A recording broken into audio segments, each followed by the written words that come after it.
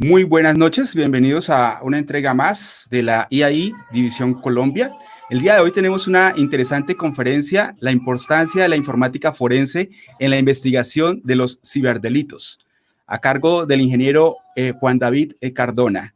Pero antes queremos invitarlos a nuestros asistentes para que se vinculen a nuestras redes de Facebook y de YouTube, en nuestro canal de YouTube, en el canal de su preferencia, para que puedan observar esta conferencia. Quiero invitar a Yuri Coelho, presidente del Subcomité de Informática Forense, para que por favor haga la presentación de nuestro panelista invitado en la noche de hoy, que se encuentra listo para iniciar su presentación. Bienvenido, ingeniero Yuri. Gracias, Gabriel. Un saludo a todos, esperando que estén con salud, especialmente en estos tiempos. Con mucho placer aquí de invitarles a esta conferencia con el ciberabogado Juan David Cardona, el cual tiene un tema muy interesante, muy bueno desde el punto de vista teórico-legal. La vez pasada tuvimos un tema más técnico, ¿no? Juan David es director estratégico de la compañía Arcon Group en Colombia, vicepresidente de su comité de informática forense de la IAI División Colombia, es docente universitario, conferencista internacional, exfuncionario de la Fiscalía General de la Nación en Colombia, es abogado en derechos humanos.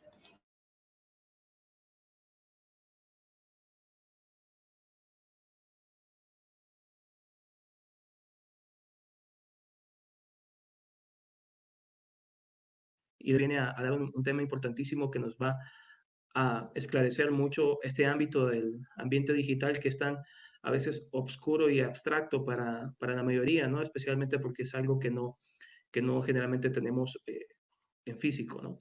Entonces, bueno, darle la bienvenida a Juan David y dándole las gracias también por atendernos, que él ahora justamente está en España y es de madrugada ya, ¿no? Bienvenido, Juan David. ¿Qué tal? ¿Qué tal a todos? Cordial saludo, Gabriel. ¿Cómo has estado?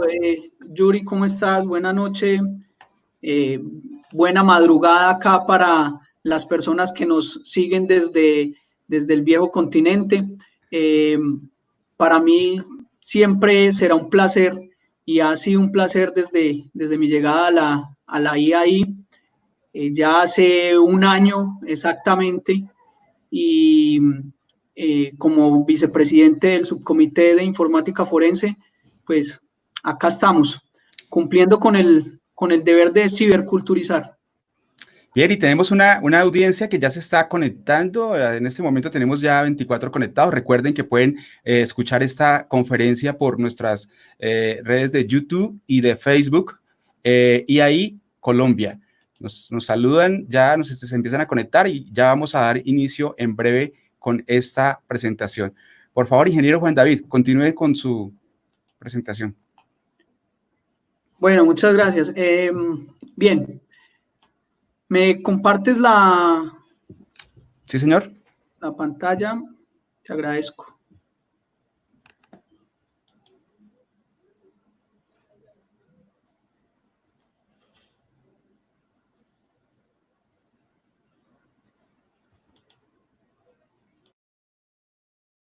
Estamos viendo ahí, ¿verdad? Sí, señor. Listo, perfecto. La importancia de la informática forense en la investigación de los ciberdelitos. El día de hoy vamos a tratar 3 temas transversales donde se cruzan cada uno de ellos y el momento en donde convergen para llevar y donde se asocian para llevar a cabo cada uno de ellos una labor específica. Son ellos entonces la informática forense, la evidencia digital y los delitos informáticos o ciberdelitos. Para ello vamos a empezar con un video que nos representa la realidad de lo que está sucediendo en este momento en todo el orbe y del cual muchos se niegan o nos negamos a romper esos paradigmas que debemos de empezar a romper para darle paso a estas nuevas tecnologías y a estos nuevos ambientes digitales donde nosotros como seres humanos ya dejamos de ser seres humanos físicos para volvernos en ciudadanos digitales. Desde los primeros ordenadores, todas las máquinas han tenido fantasmas. ¿Segmentos aleatorios de código? ¿O es algo más? La presentación de la nueva generación de robots de USR coincide con la muerte de Alfred Lanning, diseñador del NS5. El asesinato es una habilidad nueva. Responde. Mi nombre es Sonny. Así que os ponen nombres. ¿Por eso lo mataste? ¿Te puso furioso? ¡He dicho que no lo maté! Mis robots no matan a la gente, teniente. Este robot será devuelto a USR para ser retirado. Un robot no puede dañar a un ser humano. Primera ley de la robótica. Sí, lo sé, las 3 leyes. Su círculo de protección perfecto. Doctora Calvin, esperaba volver a verla. Muy pronto me retirarán. Creo que sería mejor no morir. ¿Usted no? ¡Atrás! El único peligro de esta habitación es usted.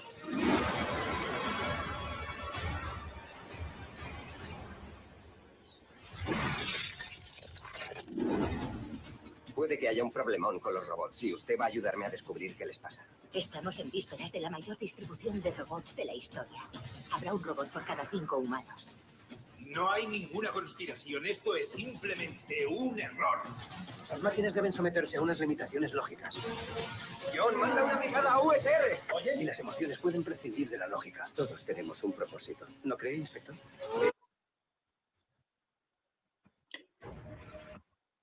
Bien, esto nos lleva a hacernos la siguiente pregunta.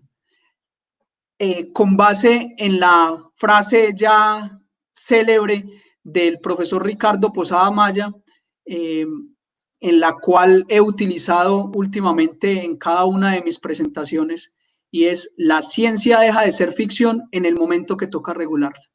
Es claro que estamos en un cambio, en una transformación, en una transferencia, migrando hacia unos ambientes totalmente desconocidos para muchos. Y es ahí donde nace entonces la necesidad de la implementación de nuevas ramas de la criminalística, como lo es la informática forense. Pero entonces vamos a empezar por definir qué es la informática forense. Según el FBI, la informática o computación forense es la ciencia de adquirir, preservar, obtener y presentar datos que han sido procesados, ojo a este tema y ojo a esto puntual que voy a decir, procesados electrónicamente y guardados en un medio computacional. Desde el FBI ya se deja ver algunas diferencias y empiezan a hablar de la diferencia que hay entre lo digital y lo electrónico. Una cosa es el medio de almacenamiento digital, y esto hay que tenerlo muy claro, sobre todo en las pericias, porque muchos de los peritos han venido hablando de evidencia digital como el computador, el celular, el smartwatch, el smart TV, etcétera. Pues todo lo que tiene que ver, todos esos componentes, todos esos elementos electrónicos los han venido tratando como evidencia digital cuando realmente no son evidencia digital. Aquí vamos a ir entendiendo un poco qué entonces es la evidencia digital. Y vamos a ir mezclando esos temas: informática forense, evidencia digital, delitos informáticos, ciberseguridad, ciberterrorismo, cibercriminalidad, ciberdelincuencia, todo esto que nos ha traído el mundo ciber en esta migración que a la mala nos trajo esta pandemia, pero que se tuvo que haber previsto a nivel mundial desde hace muchísimo tiempo, porque la informática forense no es tampoco una ciencia tan nueva, pues nace desde el mismo momento en que nace el Internet. Bien, pues a diferencia de lo que versa el FBI, que se queda un poco corto en mi entender o en mi razonar frente a que hace mención únicamente al medio computacional, pues yo lo defino mediante el conjunto de técnicas científicas y analíticas. Muchos, también esto ha causado algún escozor en algún campo de la ciencia, porque hay quienes dicen que la informática forense no es una ciencia, sino que es una técnica. Entonces, pues digamos que es una técnica científica y analítica que en el campo de la informática permite 4 cosas puntuales: identificar, preservar, recuperar, y además permite analizar, que es la más importante para el perito después de haber extraído la información. Y además de eso, luego hay que someter esa información que se procesó, que se analizó y se plasma, hay que presentarla mediante unos datos e información que sean válidos dentro de un proceso legal. Pero la informática forense, adelantándome un poco, ahí voy a ir saltando entre diapositivas, no solamente viene a cumplir una función probatoria, también viene a cumplir una función orientadora. ¿Orientadora de qué? Porque no solamente se utiliza en el campo legal. La informática forense en este momento es quizás la técnica científica más utilizada a nivel de las empresas y de las corporaciones privadas para determinar la falta de sus empleados o de sus funcionarios frente a al manejo de algunas herramientas informáticas o al manejo de los equipos electrónicos. Bien, ¿cuáles son esas características de la informática forense? Lo primero que debemos de decir es que es una técnica nueva de las ciencias forenses, como ya lo dijimos, sirve como herramienta para la investigación, pero además garantiza la integridad, disponibilidad, y esto es lo más importante que nos trae la informática como herramienta, y es que va a garantizar la integridad, la disponibilidad y la confidencialidad de los datos y la información. Pero aparte de garantizar la disponibilidad, la confidencialidad y la integridad, va a poder llegar a entregar la autenticidad. Ojo, entendiéndose la autenticidad no como se entiende en el derecho, que se entiende como el autor o la autoría, sino la autenticidad desde el dispositivo electrónico desde donde se recolecta esa evidencia. ¿Qué busca solucionar la informática forense? Estos, lo que ven acá en pantalla, el quién, cómo, cuándo, dónde y por qué, eventualmente el por qué, son los elementos esenciales. Si nos vamos al campo de la inteligencia, son los elementos esenciales de la inteligencia. Si nos vamos al campo de la información, pues son los elementos esenciales de la información. Siempre debemos de preguntarnos en cualquier indagación, en cualquier investigación y en cualquier actuación que hagamos en nuestra vida, siempre nos estamos preguntando, haciendo referencia a esas 4 interrogantes.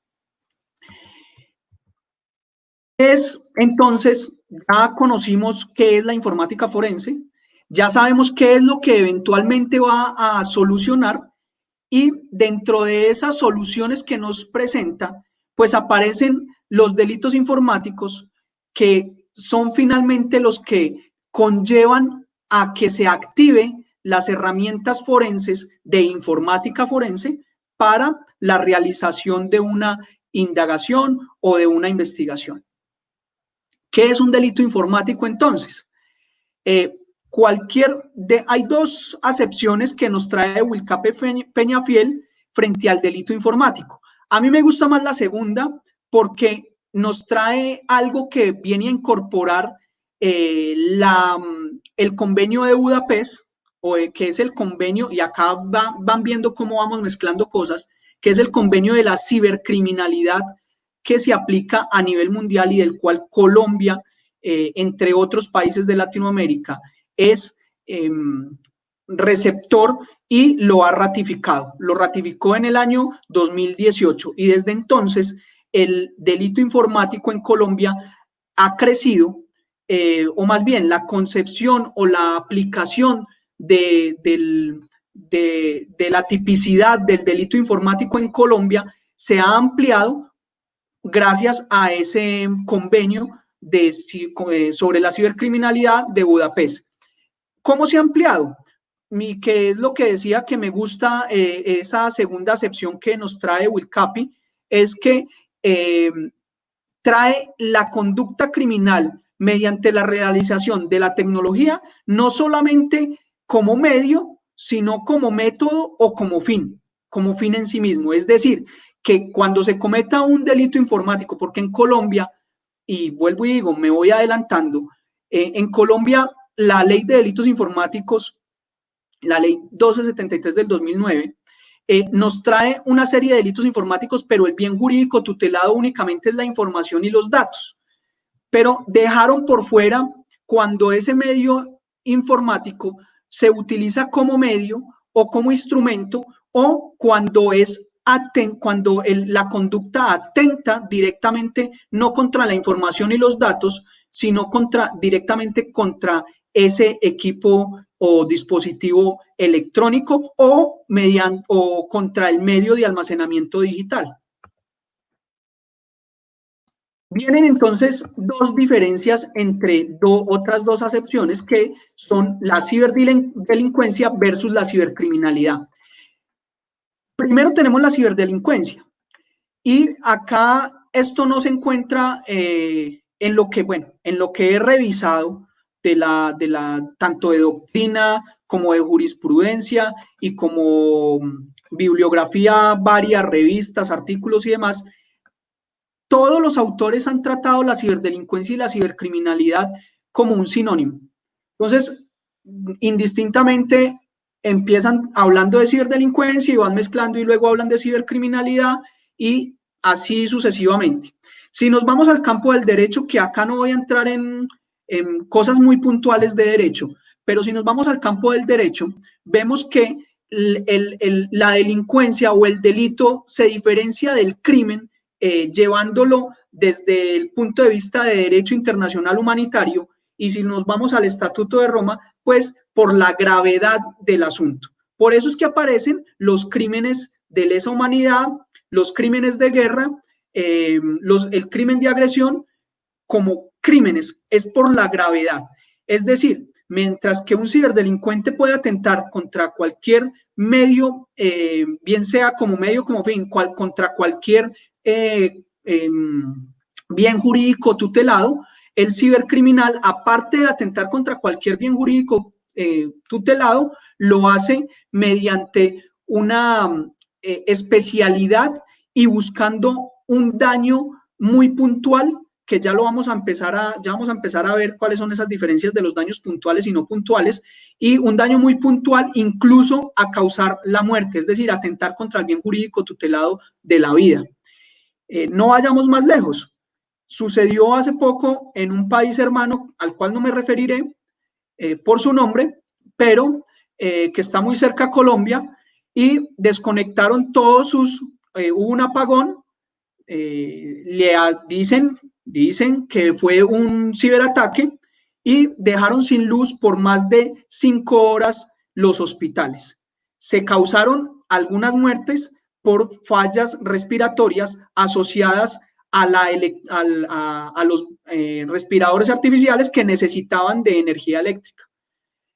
Viene ahí entonces el tema de cuándo puedo hablar yo de un tema puntual, y acá empezamos a tener los inconvenientes, y ahí es donde entra la informática forense a atender esos impases y a tratar de llegar a descubrir quién es el autor, el determinador, y cada una de las figuras, coautor y demás, cada una de las figuras que nos trae el Código Penal. Frente a esa conducta, hay que decir que el ciberdelincuente, y ahí diferenciamos hacker de ciberdelincuente, porque el hacker no es la persona que causa el daño, sino el que busca cómo solucionarlo, mientras que el ciberdelincuente sí es esa persona que está buscando esos huecos si me permiten la expresión, esos huecos de ciberseguridad que han dejado las entidades para cometer sus delitos. Entonces, él siempre se va a escudar, o el ciberdelincuente siempre se escuda en que él lo que busca como hacker de sombrero negro o hacker de sombrero gris, él lo que busca es un hueco de seguridad para demostrarle a esa entidad que está siendo vulnerada o que puede ser vulnerada, pero que él nunca sabía que estaba ingresando a un hospital o que estaba ingresando a una infraestructura crítica, y que menos sabía que moviendo o alterando el código de ese sistema al cual accedió, pues iba a poder causar la muerte. Entonces, ¿cuál sería la conducta que tipificaríamos o que tipificaría el ente acusador frente a la muerte de esas personas si en la ley de delitos informáticos solamente aparecería el uso de software malicioso, si es que llegó a utilizar un software malicioso para ingresar, que muy seguramente fue así? Aparecería entonces también el acceso abusivo a un sistema informático, pero ¿dónde queda el homicidio? Y si tipificamos el homicidio, ¿sería un homicidio culposo? ¿Sería un homicidio doloso? ¿Sería un homicidio preterintencional? Bueno, para no hablar acá y entrar en temas de derecho, porque es un tema transversal y la idea no es dar una clase magistral de derecho penal, pero es un poco para que se ambienten y sepan ante qué nos estamos enfrentando, cuáles son las dificultades que trae la ciberdelincuencia y la cibercriminalidad, máxime ahora cuando la inteligencia artificial y el uso del Internet de las cosas, el machine learning, el big data, las técnicas OSINT, que ya me referiré en un momento a ellas, nos traen todos esos inconvenientes, y que finalmente lo único o mediante la única forma mediante lo cual podemos llegar a solucionarlo o a descubrirlo es mediante el uso de la informática forense a través del conocimiento de sus peritos en informática. Características, estas solamente las voy a mencionar. Características de la delincuencia informática y las dificultades en su investigación es la rapidez de su comisión, la distancia entre la acción versus el resultado. Yo puedo estar acá y en España y estar cometiendo un delito en Colombia, y finalmente eso nos va a llevar a unas dificultades que devienen tanto del derecho como de la parte técnica. Mediante el derecho, pues por la extraterritorialidad que trae la ley. Entonces, ¿dónde o quién investiga, quién está facultado, quién es el ente competente o para empezar para conocer, investigar y sancionar la conducta que se inició desde España, pero que finalmente se perpetró en otro territorio? Todos esos interrogantes y todos esos inconvenientes nos los va a solucionar medianamente. Digo medianamente porque todavía hay muchos vacíos, a pesar de que el convenio de Budapest, que se implementó desde el 2001 y que Colombia lo ratificó apenas hasta el 2018, pues nos viene a hablar de tres cosas fundamentales que ya las vamos a ver. Uno es la parte de la ampliación de los delitos informáticos. Entonces, como en Colombia y en muchas partes del mundo no está contemplado la pornografía infantil, es un ejemplo únicamente, no está contemplado la pornografía infantil como delito informático per se, sino como un delito que es conocido como pornografía infantil y que afecta a un bien jurídico tutelado diferente al de la información y los datos. Pero cuando esa pornografía infantil es cometida por medio del uso de los sistemas informáticos, pues nos dice el convenio de Budapest que todos los delitos cometidos a través del uso de los sistemas informáticos como medio, como fin en sí mismo, van a ser tipificados o podrán ser tipificados como delitos informáticos. Entonces viene la legislación interna o el bloque de constitucionalidad, aparece el convenio de Budapest, unos dicen que los tratados internacionales en la pirámide de Kelsen pues está por encima de la Constitución, otros dicen que está a la par, que no voy a entrar acá a discutir cada uno de ellos. Yo sí soy partidario que está a la par de la Constitución, simplemente que cuando en la Constitución o en alguno de los códigos no se encuentra lo que estamos queriendo tipificar, pues hacemos uso de los instrumentos internacionales sin que los instrumentos internacionales estén por encima de la Constitución. El convenio de Budapest, les decía, entonces trae 3 ejes. El más importante, en mi parecer, como les decía, frente a los ciberdelitos, es que viene a representar los delitos que tienen a la tecnología como fin, a la tecnología como medio y a los relacionados con el contenido, que viene siendo entonces la pornografía, donde entraría la pornografía infantil. Hay un segundo eje, no menos importante, que nos habla de la manera como se debe de recolectar la evidencia y cómo se debe de preservar y conservar por parte de los estados para ser trasladada íntegramente a otro estado y que la validez no se pierda frente a ese traslado, independiente de que las normas procesales de uno u otro estado sean diferentes. Pero acá lo que se conserva y lo que siempre se va a garantizar es la integridad de los datos y la autenticidad de la misma. Y un último eje que nos habla referente a la extradición y a la localización y a la cooperación internacional que tienen del deber de cooperación internacional que tienen los estados para con los otros miembros del convenio. La ley 1273, ya la mencionamos, son todos los delitos informáticos que figuran en Colombia, aparecen en el código, en el título 7º bis de nuestro Código Penal, y Colombia hizo lamentablemente reservas a los artículos 14, 20 y 21, y digo lamentablemente porque era los que hablaban o son los que hablan frente a la disponibilidad permanente que se debe de tener al conocimiento de los datos, más no de la información, y ahí fue donde el legislador se confundió, quizás por falta de conocimiento, y una cosa es hablar de datos y otra cosa es hablar de información. Cuando yo envío un mensaje de WhatsApp, los datos de ese mensaje de WhatsApp van a ser la hora, la fecha y los números de celular, tanto del remitente como del receptor, mientras que la información fue lo que yo escribí. Acá el convenio nos hablaba era de los datos, más no de la información. La información se deberá conservar mediante otras garantías y mediante lo que verse la normatividad interna.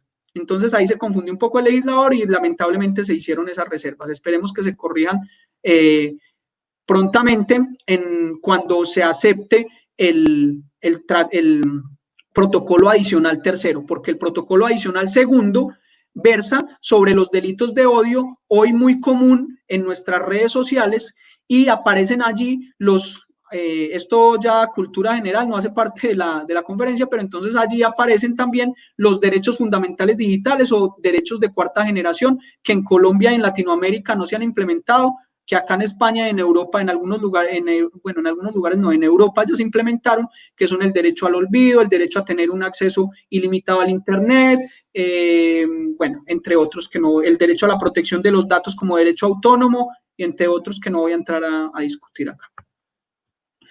Algunos instrumentos normativos entonces, ¿qué nos dice? Hay una ley, acá se me pasaba,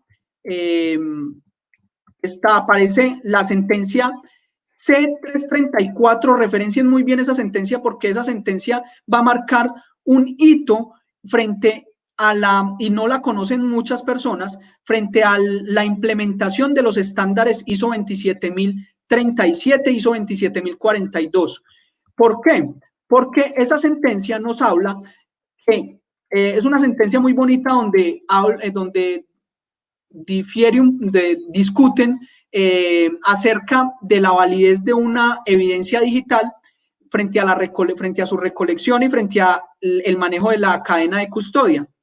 Y el legislador, no, sino el magistrado, el juez, en su sabio entender y en su sabio razonar, dice: si no hay nada en la norma, si no hay nada en la Constitución, si a esa fecha todavía no estaba ni existía la ISO 27037, porque muchos dirán, pero cuando eso no estaba la ISO 27037, sí, es cierto, pero existían otras normas que versaban sobre la recolección de la evidencia digital. Entonces dice el juzgador, dice, si no existe una norma, ni hay tratados internacionales que hablen acerca de la materia, pues Por consiguiente, se deberá de buscar una garantía para los procesados frente a la integridad y a la autenticidad de esa información recolectada, y si hay unos estándares que son los que alega la contraparte que se rompieron por parte de la Fiscalía, pues deben de aplicarse, y si no se aplicaron, pues la prueba es inválida. Eso marca un hito y es una sentencia que no muchos conocen. Acá aparecen entonces esos instrumentos internacionales a los cuales hace referencia y otros que aparecieron luego. Bien, hemos hablado entonces de la evidencia digital y vamos ahora a ver qué es la evidencia digital.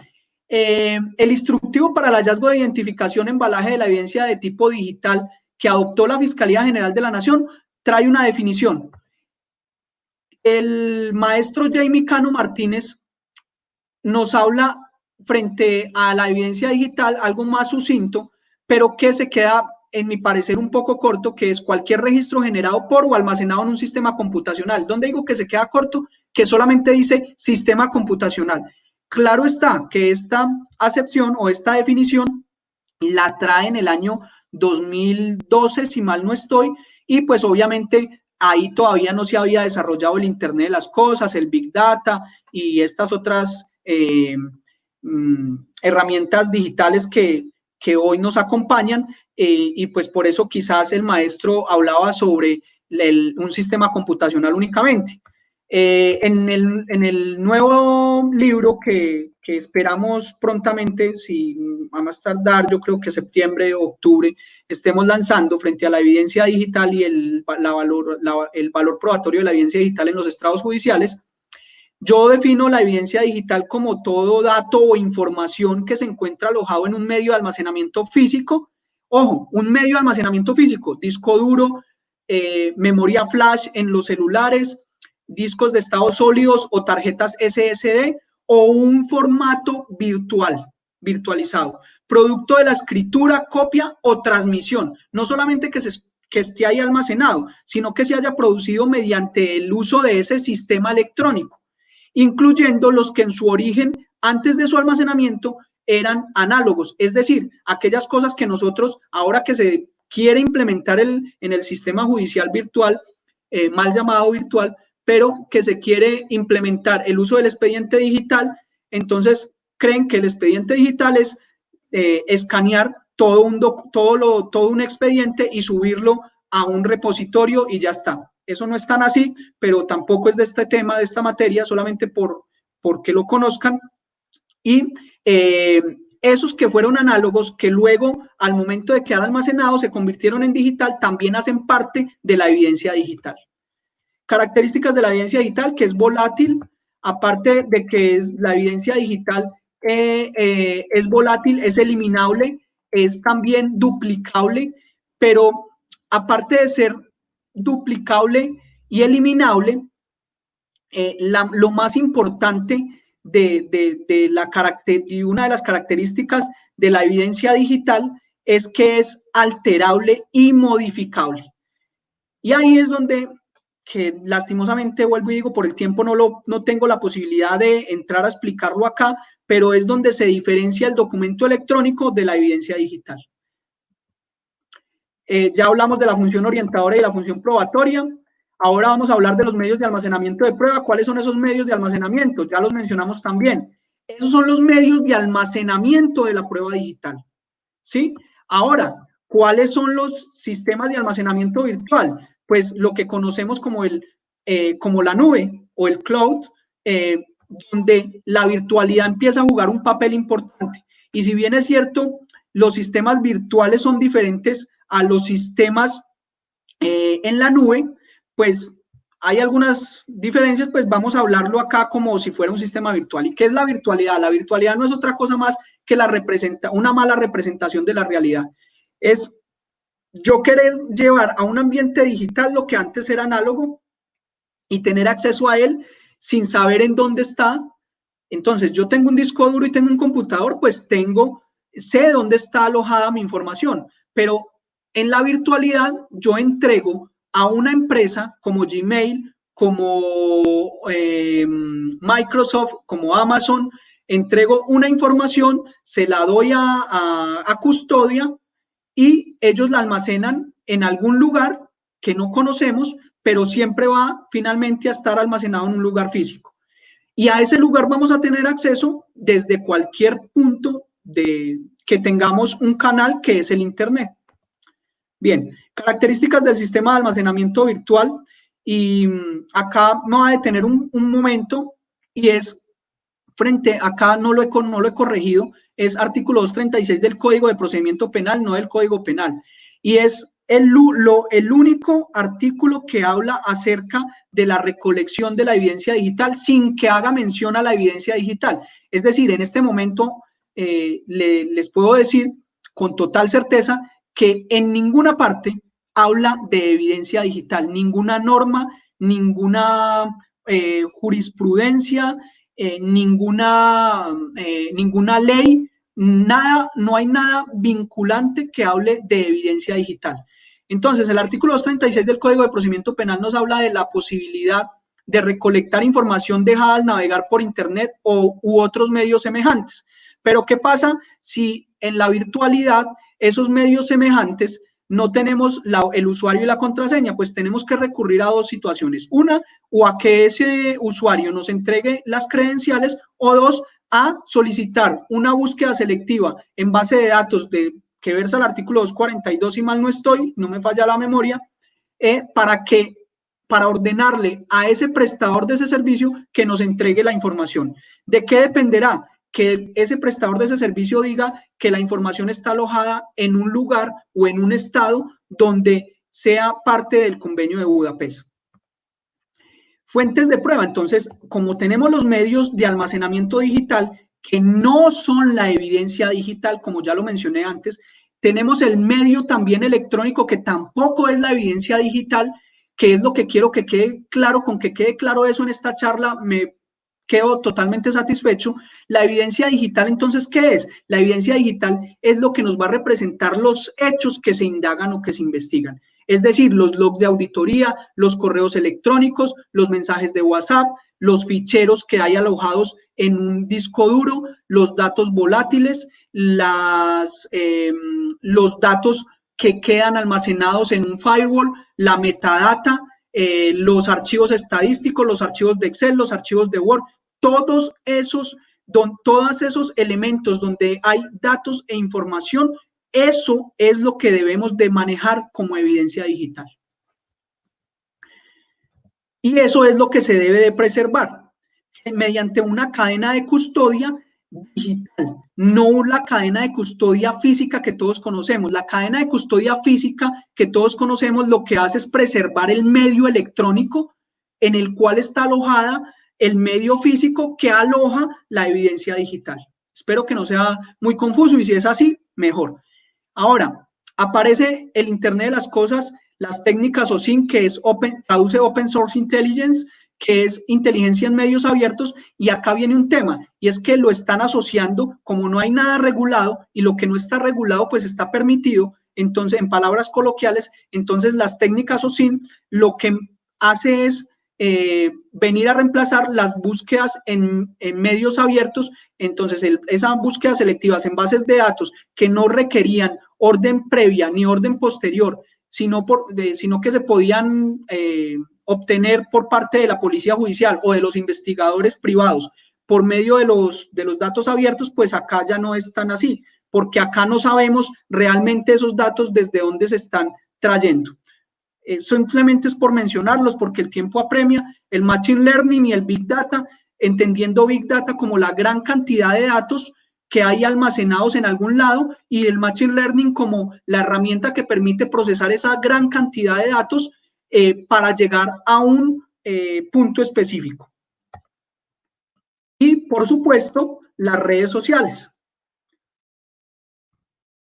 Bien, en otra charla posterior o en el curso que desde ya les anunciamos, en uno de los posteriores cursos que va a ofrecer la IAI, vamos a dar, porque sé que van a surgir preguntas de que cómo se recolecta la evidencia, que si es un celular, que si es un disco duro, que si es un medio virtual, que si es en una red social. En esta charla específica no voy a dar la respuesta sí, pero no lo vamos a hacer las prácticas. Las prácticas se darán entonces en los cursos que vienen a posteriori. ¿Cuáles son las fases? Solamente por mencionarlas: identificación, recolección, adquisición, preparación, extracción y análisis, y presentación, donde únicamente quien no es perito podrá participar en la identificación y eventualmente en la recolección si se tiene la formación para ello. Esto, métodos para la recolección de la evidencia digital. Acá, por ejemplo, espero que ustedes hayan visto el error. Estoy hablando método para la recolección de la evidencia digital y me estoy refiriendo a un dispositivo móvil. Bien, entonces, ¿qué debemos de saber cuando vamos a recolectar? El dispositivo electrónico no es la evidencia digital. El dispositivo electrónico, ¿qué debemos de hacer cuando lo vamos a recolectar? Si está encendido o no está encendido. ¿Por qué es importante esto? Porque allí se va a garantizar la integridad de la información que haya contenida en ese dispositivo electrónico. Pero ahí lo que estamos recolectando es un elemento material probatorio, el cual vamos a someter a cadena de custodia, a la cadena de custodia física que todos conocemos.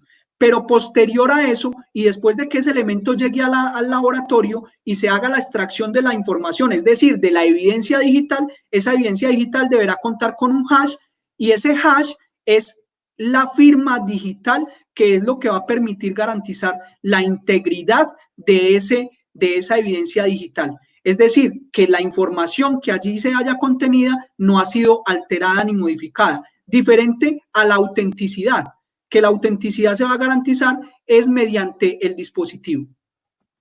Y difícilmente, por no decir que nunca, a no ser que en lo penal la persona se capture en flagrancia, o en lo civil la persona acepte la comisión o testifique en su contra, se va a poder conocer el autor de una alteración de una evidencia digital, etcétera, etcétera. Acá, frente a los dispositivos físicos, es decir, los discos duros, y acá tenemos el rótulo. Este es el rótulo y la cadena de custodia físico que todos conocemos y que sirve para los elementos materiales probatorios, más no así para la evidencia digital. Y he visto en cantidades de rótulos y de cadenas de custodia que dice, acá donde dice descripción del elemento, evidencia digital correspondiente a un celular marca tal. Mentira, eso no es una evidencia digital.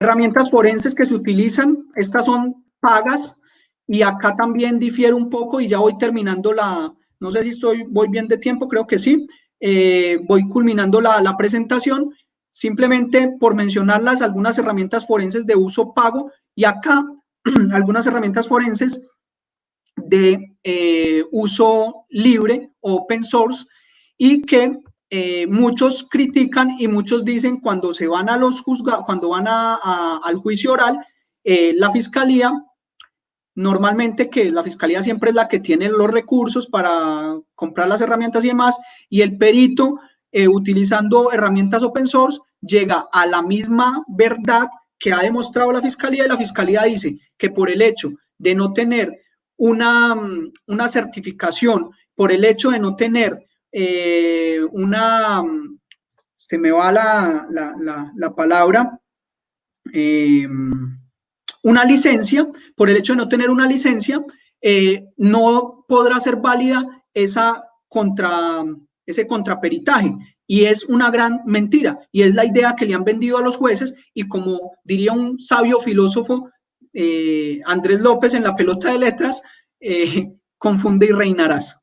Entonces, es incluso en mi forma de ver y en el estudio que he realizado frente al tema, más valedero ante un tribunal, si me permiten la expresión valedera, frente a un tribunal, el hecho de que se presente una herramienta open source, porque yo como perito voy a poder incluso determinar si el código fuente ha sido alterado o si el código fuente realmente dice lo que dice que hace. Lo que no se puede hacer con una herramienta de licenciada que el código fuente nunca se va a conocer. Entonces nunca vamos a saber los algoritmos, qué es lo que realmente están haciendo y si están violentando incluso o si están vulnerando el derecho a la intimidad frente a la intimidad digital.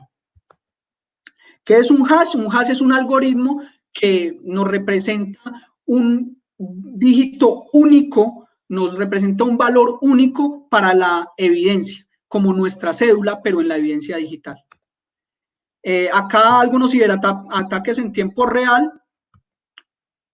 Y finalmente, señoras y señores, estamos a un paso de la cibercriminalidad y de la ciberguerra. Lo que estoy poniendo acá son noticias reales. Y este fue el último ataque que hubo mediante la pandemia, que fue la nueva amenaza de muerte en los hospitales.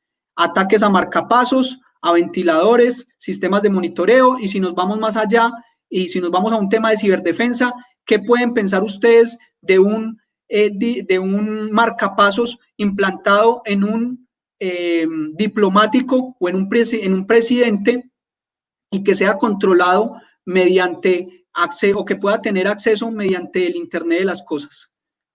¿Quién va a cuidar o quién garantiza la seguridad de ese presidente o de ese dignatario o de ese diplomático? Son preguntas que quedan al azar. Por último, les dejo Pronto se les unirá un nuevo piloto. Les presento el futuro de la guerra digital. En teoría podría llamarse un vehículo autónomo de combate aéreo. Esto parece ciencia ficción, George. Sin piloto, ¿es así, señor? Si apruebas un sistema de armas sin pasar primero por el periodo de pruebas, puede haber herido. Es un placer formar parte del escuadrón. Eso es genialidad. Eddie fue diseñado para evolucionar. Dije abortar, Eddie. Regresa a la formación. Si ataca la ciudad, podría matar a 150,000 personas con eso. Pido permiso para destruir el BAC. No intenten detenerme. Ya tengo mis órdenes. ¡Retrocede! ¡Retrocede!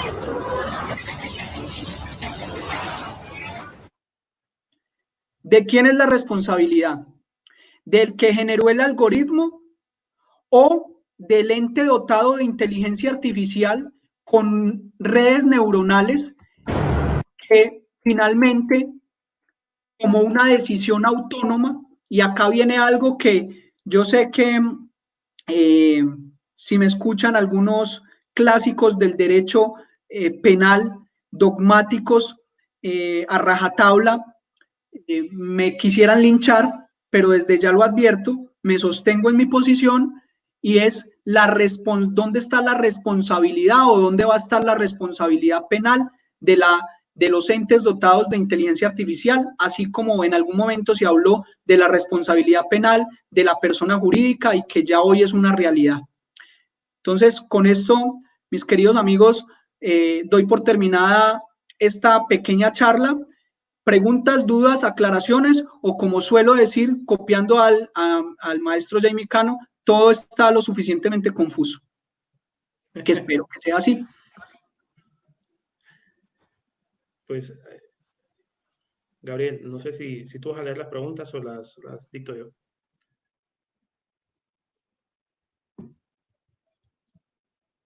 Estás con el micrófono apagado, Gabriel.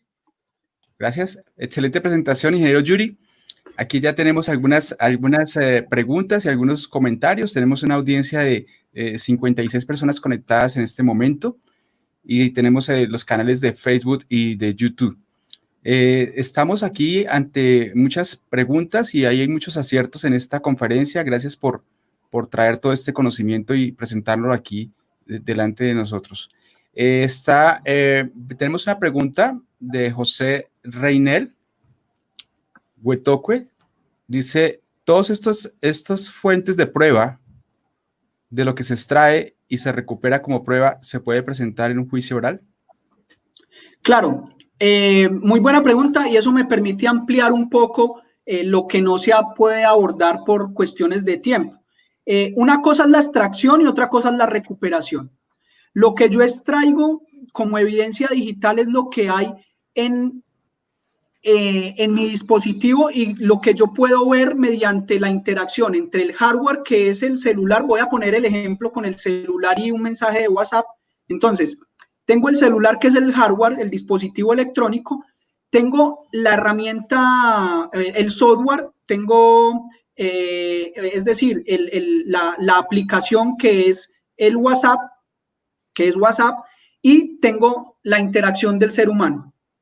Eso que yo estoy viendo ahí y que yo puedo interactuar ahí, que yo puedo ir y buscar en los archivos en el celular o en un disco duro, son los archivos lógicos que hay dentro de un dispositivo y que siempre van a estar ahí a no ser que yo los elimine. Y aún eliminándolos, que ahí es donde entra la parte de recuperación o la extracción física, que es cuando ya hay una intervención de herramientas forenses. Bueno, siempre van a haber intervención de herramientas forenses, pero acá hay una intervención de herramientas forenses más especializadas que permiten realizar la recuperación de la información que fue eliminada. Por eso se llama recuperar, porque ya fue eliminada. Pero esa eliminabilidad es en un sentido positivo. Es decir, yo la elimino, pero no la elimino. La elimino, la borro, pero está en algún lugar está quedando almacenada hasta que se empiece a reescribir el disco o a reescribir la memoria y eso ya desaparezca. Como cuando uno escribe en un tablero, pone una marca con marcador, escribe, luego borra, ahí queda la sombra. Yo escribo encima, pero todavía veo lo que está debajo. Si yo vuelvo y borro, ya va a ser más difícil verlo y así sucesivamente. Es una cosa la extracción, yo lo que extraigo es lo que puedo ver y se extrae en su totalidad, mientras que lo que yo recupero, que fue uno de los debates que en algún momento se tuvo en una audiencia, tuvimos en el momento del litigio, es que presentaron una parte de una conversación de WhatsApp que fue recuperada, es decir, recuperaron solamente una partecita, no toda la conversación, pero afortunadamente nuestro cliente tenía toda la conversación y pudimos demostrar que esa partecita no era íntegra porque efectivamente estaban mostrando algo, pero no era lo que realmente decía en su totalidad. Ejemplo, Verbigracia dice un mensaje, es que yo lo maté. Y eso fue lo que presentó la fiscalía porque eso fue lo que se recuperó del mensaje.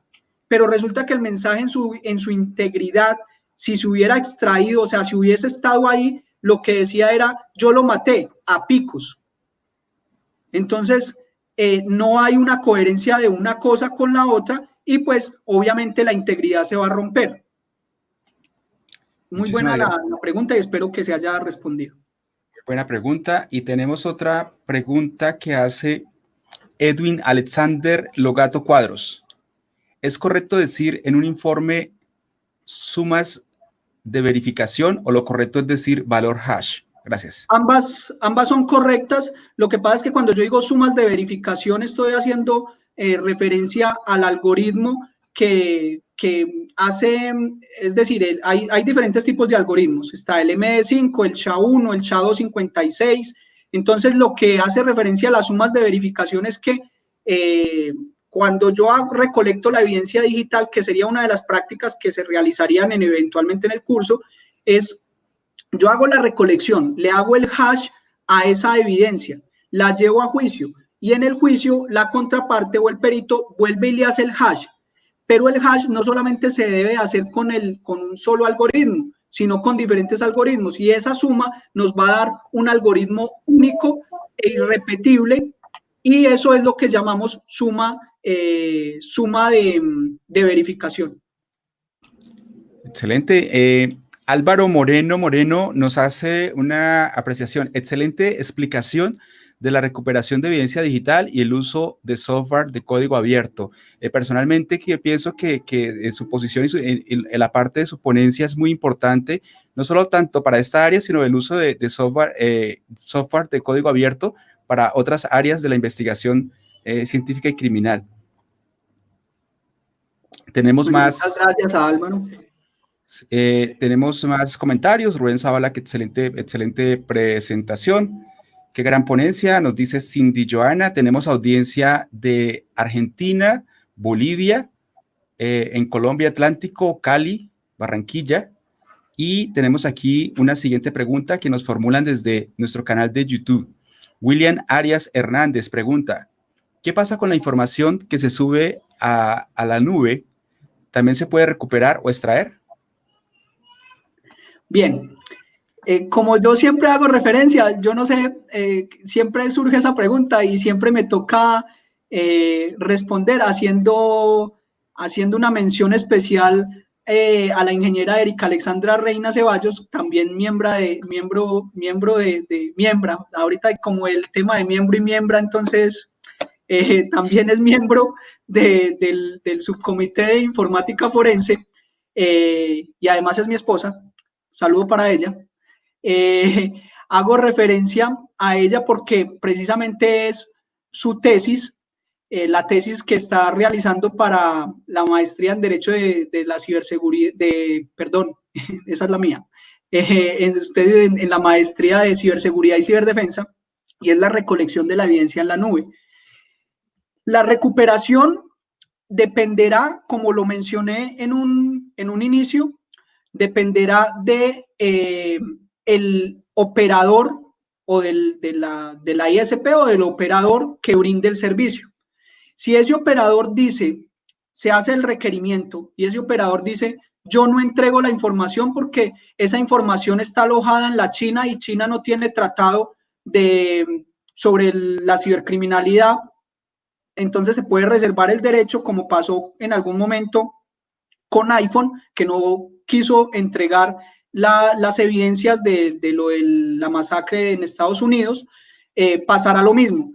Entonces, la recuperación sí se puede recuperar, pero dependerá de quién, de el prestador de ese servicio, porque yo no puedo violentar y yo no puedo ingresar abruptamente a un sistema virtual primero si no conozco el usuario y la contraseña, es decir, las credenciales. Por eso es que tengo que hacer la petición a esos operadores, pero esos operadores estarán supeditados a verificar primero, y eso nadie lo va a poder comprobar si es verdad o no es verdad, que ahí es donde viene a jugar un papel preponderante el protocolo tercero adicional al convenio sobre la cibercriminalidad, que va a volver vinculante esos temas, y ya hay una o dos sentencias acá en Europa que hablan acerca de esos temas que obligaron a Google a desindexar un contenido, pero no hacía entregar evidencia. Entonces ellos pueden decir, es que esa información está en un disco duro virtual que está alojado en Islandia, y no entregarla, y mentiras que estás en un disco duro que está en Italia, Italia sí tiene tratado, pero no la quisieron entregar. Entonces dependerá en este momento depende de esos operadores. La extracción, si hablamos de la nube también, metemos ahí en ese paquete, que no es así, pero si metemos en ese paquete las redes sociales como Facebook o como Twitter, esa información sí se puede extraer y recolectar en el momento. Yo tengo unos temas, Juan David, que quiero tratar contigo, y es con respecto a esos conceptos que desde que te conocí, el tema de ciberabogado, ¿no? Siempre me ha dejado bastante curioso, por decirlo de un tema. Pero obviamente, siguiendo esa línea de pensamiento del ciberabogado, creo que hemos platicado más de alguna vez con el tema del ciberjuez, ¿no? Con el tema de realmente estar capacitado para poder ver que una evidencia digital o que el procedimiento que se utilizó en la extracción de una evidencia digital o en la presentación de una evidencia digital es correcta, ¿no? Ahí viene ligado también, de pronto, si podemos complementar, ingeniero Yuri, con esta pregunta que nos hace José Camargo. Buenas noches, ¿qué opina de una constitución del ciberespacio? Bien, vuelvo y hago referencia, y esto es publicidad política no paga, no la paga la IAI, me la pago yo mismo. Entonces hago referencia a que compren el libro en el mes de septiembre o en el mes de octubre, que hace referencia a esto. Hay William Tuning habla en su libro La globalización del derecho, habla acerca de este tema y dice, el derecho llegará al momento, que ya estamos en él, que deberá de ser globalizado. Debemos de hablar y de pensar en un derecho globalizado. Y así lo ha pensado el convenio de Budapest. Perdón que haga referencia tanto a este convenio, pero es lo que hay actualmente y es algo que nos está solucionando la vida medianamente y nos está preservando la integridad y la intimidad y la privacidad y todos los derechos fundamentales digitales. A propósito de lo que dice el ingeniero Yuri y lo que mencionas tú, Gabriel, y José Camargo, frente al ciberabogado y al ciberespacio. ¿Por qué? Porque precisamente son los ciberjueces, los ciberfiscales y los ciberabogados y los ciberlitigantes, y ya no van a haber abogados. Yo por eso digo ciberabogado, porque es que ya abogados no van a haber. Abogados normales no van a haber, tienen que conocer de tecnologías en todas las áreas del derecho, en lo laboral, ahorita con el teletrabajo, pues tienes que conocer cómo es la conexión de un teletrabajador, las condiciones que tiene. En familia, ya está la primera sentencia que nos habla de la custodia digital de un menor. Entonces, ¿qué son todas esas locuras que se están inventando y que algunos quieren creer que eso no es verdad y se quieren quedar, o lo he llamado yo, son tecnofóbicos? Entonces, esos paradigmas hay que romperlos. A eso es que hago referencia yo con el ciberabogado. Y volviendo al tema de José Camargo, efectivamente se debe de generar una legislación para el ciberespacio. Si lo llevamos al campo de los derechos humanos y el derecho internacional humanitario, al campo de la ciberguerra, el Estatuto de Roma se ha quedado corto y los convenios de Ginebra y los protocolos adicionales del 1 al 4 se han quedado cortos, los 4 protocolos adicionales se han quedado cortos frente a la legislación. Entonces aparece el manual de Tallinn de la OTAN, pero el manual de Tallinn no es vinculante. Entonces nos quedamos cortos frente a la ciberguerra. Si hablamos de ciberdelitos, pues estamos supeditados a la ley de delitos informáticos en Colombia y algunas leyes de delitos informáticos en el mundo que se han quedado cortas y solamente protegen algunos derechos fundamentales y algunos bienes jurídicos tutelados. Y si hablamos, así puedo hacer mención a cada una de las áreas, pero efectivamente debe de ser un derecho globalizado como se propone para el manejo y la recolección y el manejo de la evidencia digital para que sea válida en todos los procesos a nivel mundial. Ok, Juan David, fíjate que tú tocaste un tema muy importante y es el tema de que no se cubre todo, ¿no? Como especialista en seguridad, desde hace 15 años, he visto que la legislación está 15 años atrasada, 20 años atrasada, pero no me preocupa tanto ese tema, sino que me preocupa más la especialización en ciberseguridad, la especialización, o sea, los entes, tanto públicos como privados, que realmente no están listos, y especialmente vemos ese fenómeno en Latinoamérica, ¿no? Y eso es lo que más me preocupa. ¿Qué opinas al respecto? Gracias, Yuri, por tu pregunta, porque así sigo abordando temas que por tiempo no se pueden tocar. La justicia virtual y el decreto que sacó el Estado colombiano por el tema de la pandemia es un decreto irresponsable, sin ninguna justificación. Nos están lanzando a todo el Estado colombiano a una inseguridad digital. Nosotros somos ciudadanos físicos y uno de nuestros derechos fundamentales es la seguridad del ciudadano. Y el Estado debe propender por esa seguridad. Si nos están volviendo ciudadanos digitales, lo primero que debe de garantizar el Estado antes de volvernos ciudadanos digitales es garantizar nuestra ciberseguridad en el ciberespacio. Es decir, primero se debe de legislar frente a la ciberseguridad para luego legislar frente a la implementación de las nuevas tecnologías. Fabuloso. Me parece fenomenal que se quiera migrar y que queramos ser pioneros en Latinoamérica frente al uso de nuevas tecnologías, frente al uso de elementos virtuales y digitales, pero con seguridad, por favor.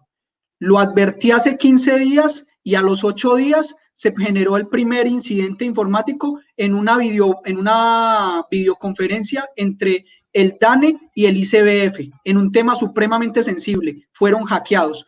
Entonces, ¿qué pasa? Ahorita vemos en los despachos, perdóname, Gabriel, que veo que vas a interpelar, pero perdóname, termino con esto.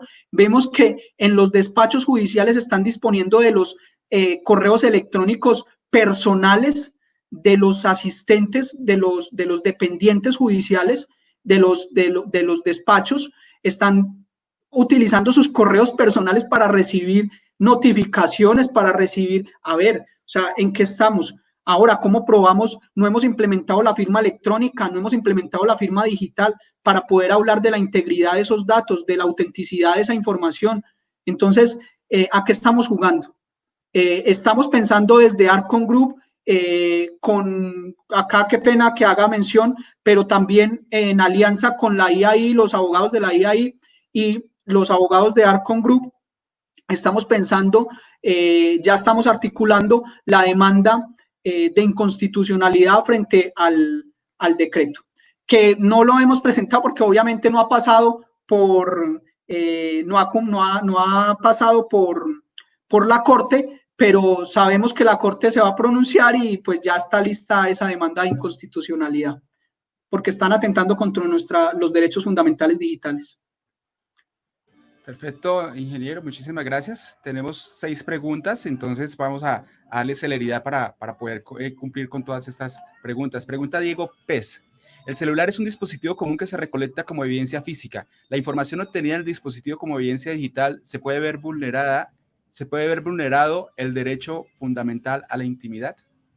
Claro que sí, lo argumenté hace un instante y es precisamente el derecho que más se ve vulnerado, porque en él ese es nuestro domicilio digital y así lo ha manifestado el Tribunal Supremo de España, haciendo caso y adoptando el Reglamento General de Protección de Datos de la Unión Europea, y así se ha pronunciado y ha dicho que una cosa es el domicilio físico y otra cosa es el domicilio digital, donde en la entrada a un allanamiento a una casa, el domicilio físico se ve vulnerado, pero como sabemos, la intimidad no es un derecho absoluto y puede ser coartado, pero entonces si al entrar en ese domicilio físico obtenemos un medio digital, un medio electrónico que tiene información digital, para ingresar a ese espacio digital o a ese domicilio digital, debemos de tener una orden completamente diferente y que aparte de eso sea proporcional,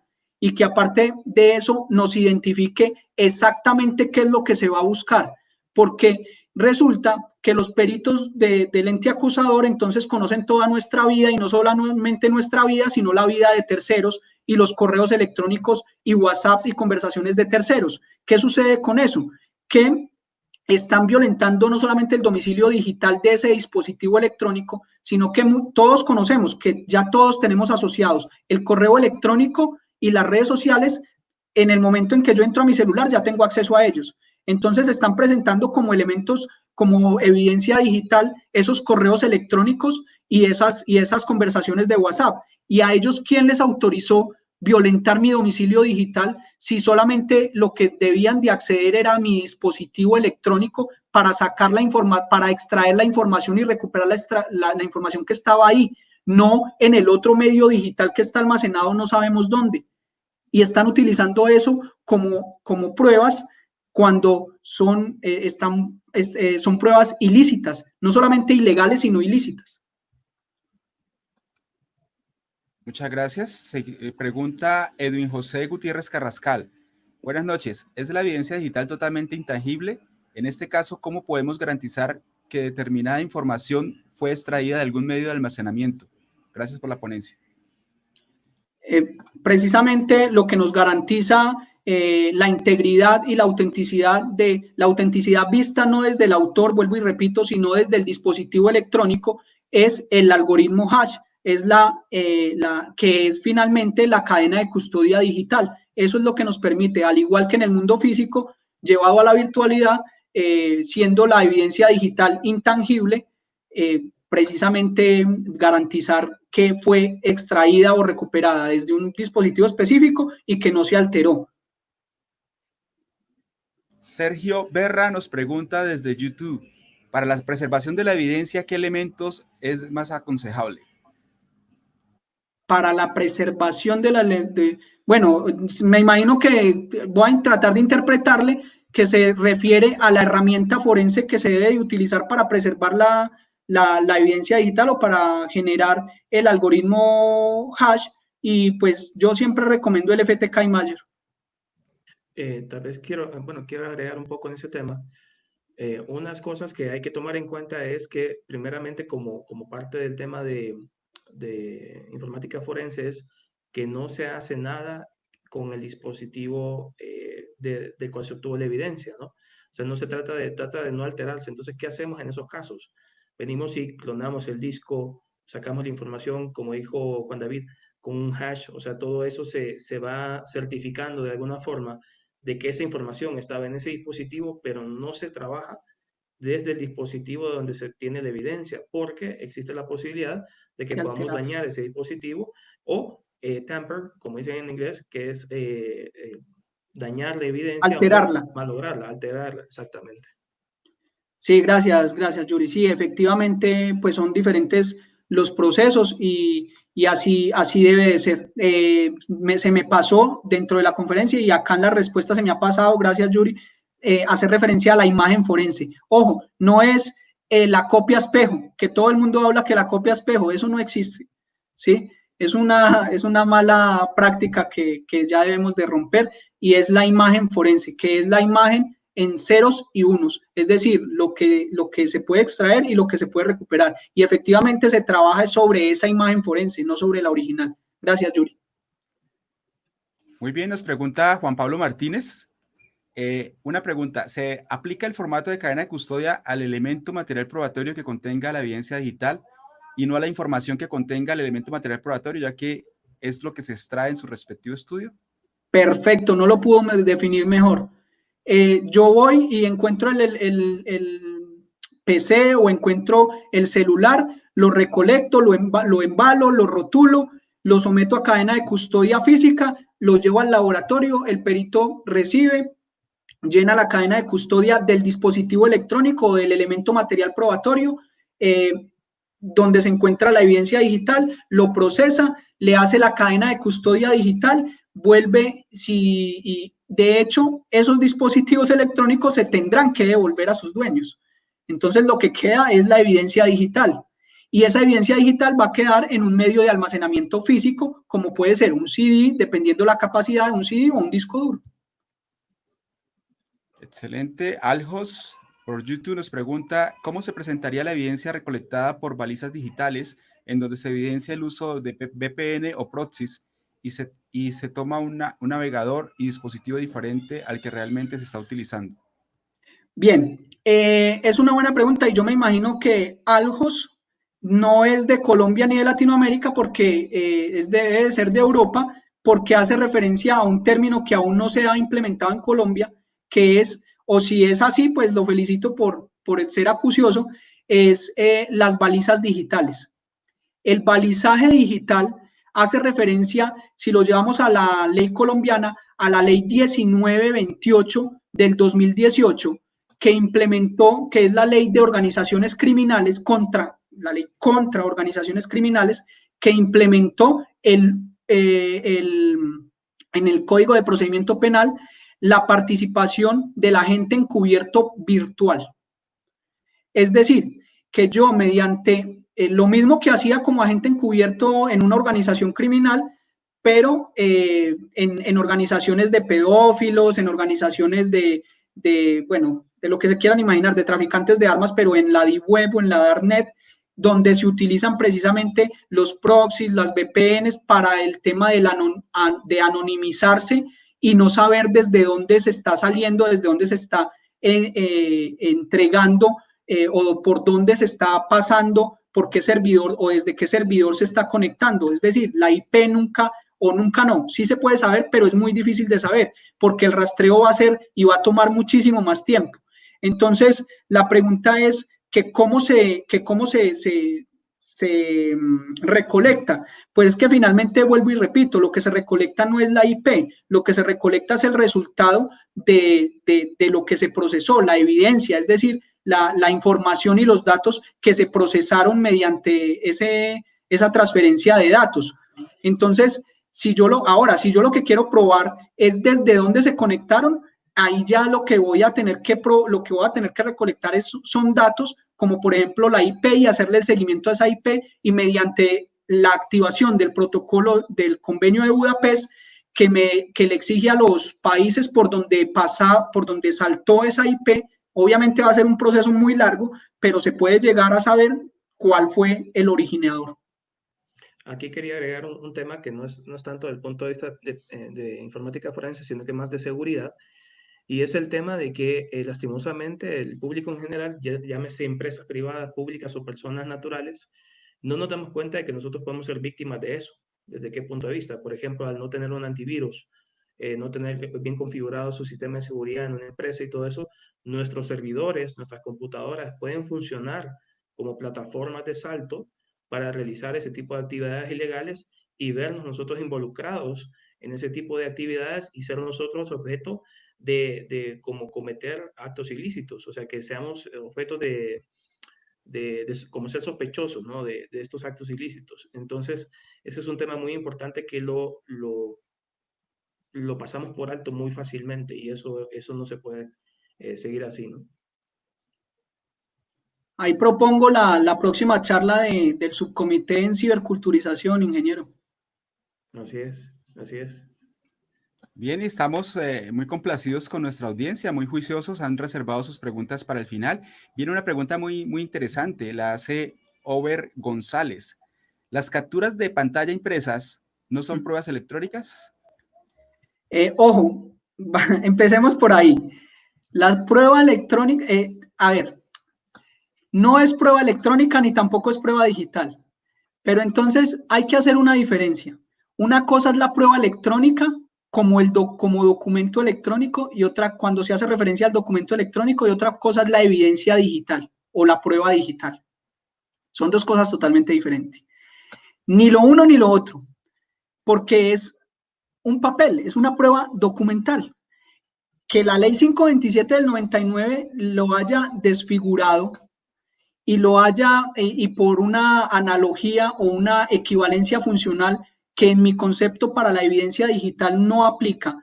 Sí aplica para el documento electrónico, para el documento digital. ¿Qué es un documento electrónico y qué es un documento digital? Lo voy a poner con un ejemplo. Es un registro civil.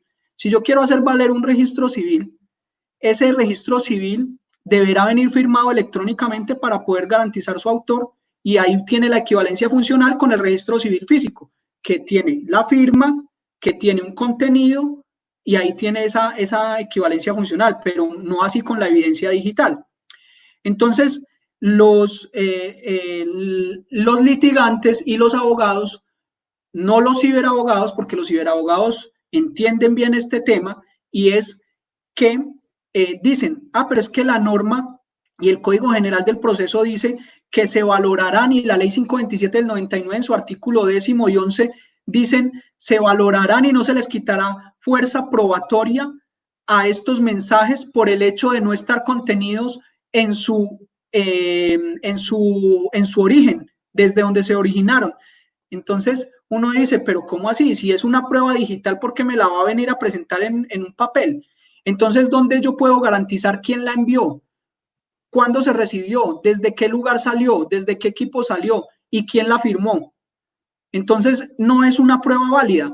Y así lo trae el artículo 11 y 12 de la misma ley 527 del 99, que se contradice frente al artículo 10º. Los invito para que la lean, pero el artículo 10º, 11 y 12 son una clara muestra de que además es una ley del 99, donde la evidencia digital ni siquiera se mencionaba. Entonces, ¿cómo van a venir ahora en el 2020 a decirnos que una prueba es un mensaje de WhatsApp impreso por el hecho de que lo llevan a un notario y dice que sí, que ahí estaba en el celular? ¿Y a mí quién me garantiza que ese celular es de esa persona? ¿Quién me garantiza los extremos de conservación? ¿Quién me garantiza la hora, la fecha y la dirección IP desde donde salió esa conversación. No se puede garantizar en un mensaje escrito. Y si vamos a las redes sociales es peor, porque si me borran esa evidencia, que es lo que está pasando ahora, para no mencionar nombres, que ha generado polémica, pero si me bajan esa evidencia, pues yo a mi cliente, y no estoy dando ideas, pero yo a mi cliente le digo, hermano, usted lo hizo, pruébemelo. Pruébeme que yo fui el que hice eso, pruébemelo. Por eso, que se me pasó algo, y con esto culmino esa pregunta, la evidencia digital no sirve. La evidencia digital no sirve como prueba única dentro de un proceso. La evidencia digital debe, para determinar el autor, ojo, para determinar el autor. Para determinar el autor, yo tengo que ir acompañada a esa prueba, esa evidencia digital la tengo que acompañar de otros medios de prueba. Vigilancias y seguimientos, interceptación de comunicaciones, que en contexto me lleven a determinar el autor. Pero yo con la sola evidencia digital nunca, a no ser que lo capture en flagrancia, podré determinar el autor. Muy bien, muchas gracias. Y tenemos aquí ya el tiempo apremia, tenemos 10 minutos escasos para responder. Vamos a responder 2 preguntas. La última pregunta la vamos a unir con otras 2. Pregunta Silvana Lucía Izaza Reyes. Buenas noches. ¿Qué herramientas podría utilizar el perito informático privado para la extracción de información de celulares, teniendo en cuenta que las aplicaciones forenses que existen son costosas, como el UFED 4PC? El UFED 4PC, sí. Efectivamente, hay unas herramientas que también son pagas y que no son tan costosas, y hago la claridad que acá no se le está haciendo propaganda a ninguna empresa, pero hay algunas herramientas que no son tan costosas, como el Mobile Edit, Andriller. De hecho, Andriller tiene una versión gratuita que permite extraer, pero no permite recuperar, por ejemplo, ¿sí? Entonces, si lo que necesitamos es dependiendo de lo que necesitemos. Si lo que necesitamos es extraer una información, por ejemplo, necesitamos extraer unos WhatsApps, pues lo que hacemos es utilizar Andriller, la versión gratuita, y es válido, porque el resultado va a ser igual.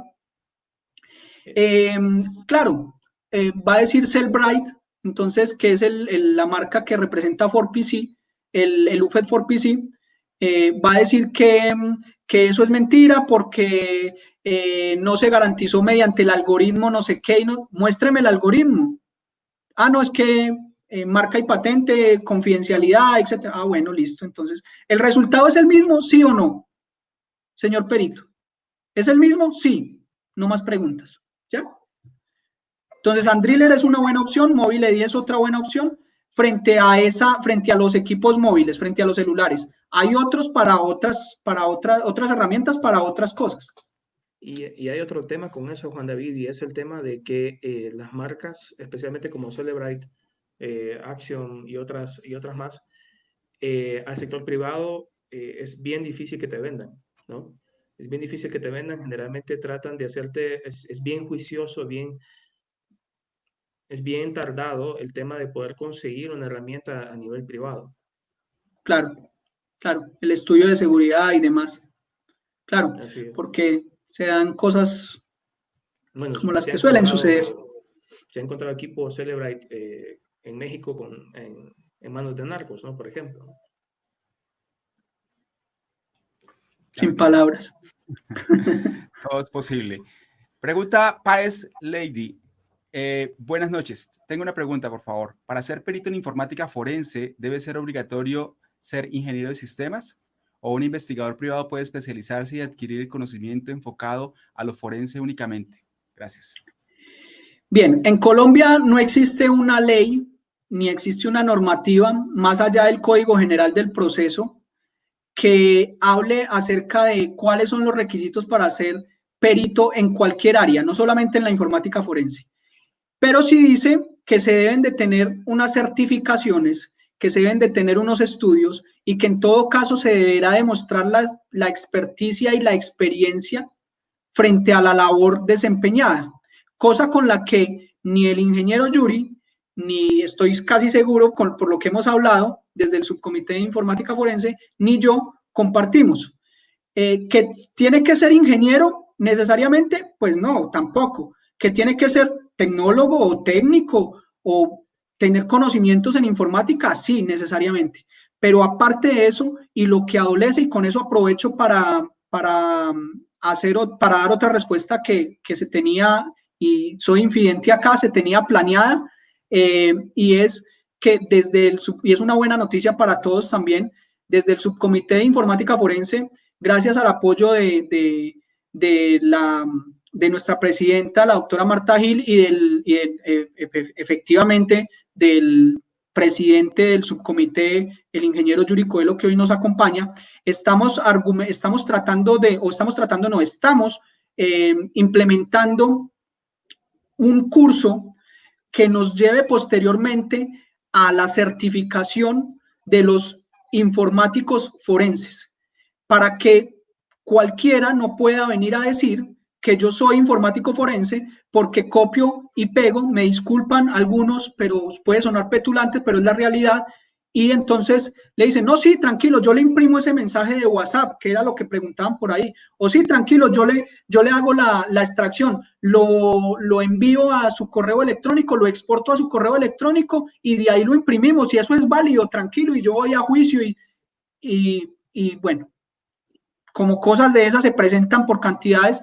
Entonces, desde la IAI, responsables con Colombia y responsables con Latinoamérica, estamos, y creo que seríamos una de las primeras entidades, o vamos a ser una de las primeras entidades en empezar a certificar a los peritos en informática forense como peritos en informática forense. Obviamente esto tiene que escalar a casa matriz y demás, todo es un proceso, pero les damos la buena noticia que vamos a empezar inicialmente con algunos cursos.